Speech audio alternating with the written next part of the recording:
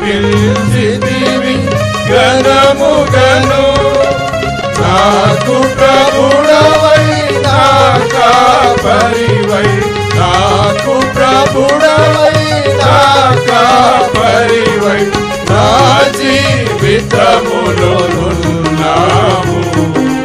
నిజముగా నిన్ను పొగడెదను, నన్ను దించెదను ఎల్లప్పుడు, నన్ను దించెదను ఎల్లప్పుడు. నిత్యము ఆయన